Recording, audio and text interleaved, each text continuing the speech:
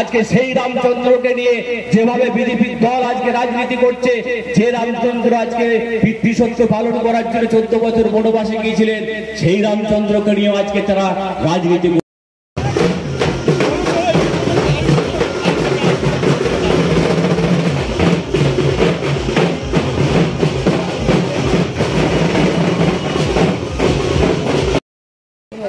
আজকে শত শত মহিলারা এই তীব্র রোদ গরমে এসে যেভাবে আশীর্বাদ সমর্থন জানালো, তাতে আমি অভিভূত, উচ্ছ্বসিত।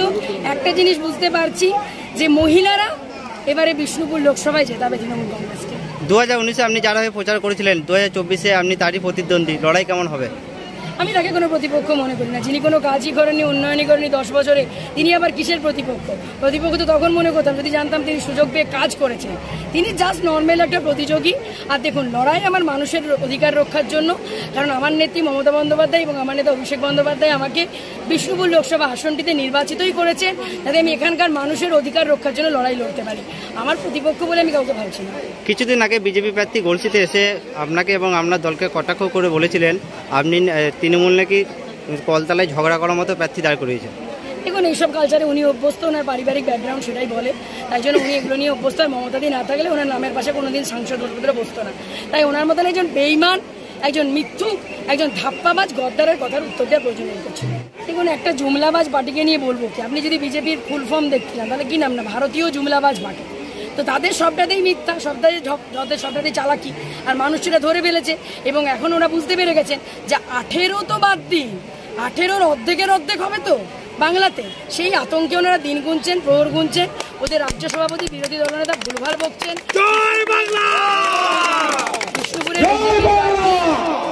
বিষ্ণুপুরের বিজেপি প্রার্থী হতাশায় দিনের পর দিন মানসিক বিকারগ্রস্ত হয়ে যাচ্ছেন। এতটাই ভুলভাল বকছেন যে ওনার কথার কোনো খেই খুঁজে পাচ্ছে না। মানুষ ওনাকে জোকার বলছে। ওই যে বিষ্ণুপুরের বিজেপি প্রার্থী জোকার। জয়ের ব্যাপারে কতটা আশাবাদী? 100%। মমতাদির উন্নয়ন জিতবে, বিষ্ণুপুর লোকসভায় জোড়াফুল ফুটবে, আর তৃণমূল কংগ্রেস জিতবে। কারণ মমতাদির উন্নয়ন, অভিষেক বন্দ্যোপাধ্যায় নবজোয়ার মানুষের মনে সাড়া ফেলে দিয়েছে।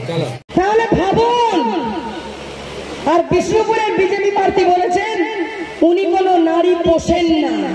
মানে আমরা মেয়েরা নাকি পোষার জিনিস, আমরা মেয়েরা সম্মান পাওয়ার জিনিস নয়। আমাদের মা দুর্গা আমাদেরকে মা লক্ষ্মী বলছে, আর বিজেপির নেতারা আমাদেরকে গালিগালাজ করছে। আজ ভাবুন, এই বিজেপি ক্ষমতায় নেই। আজকে দুর্ভাগ্যজনক, যদিও বাংলায় হবে না সেই দুর্ভাগ্য।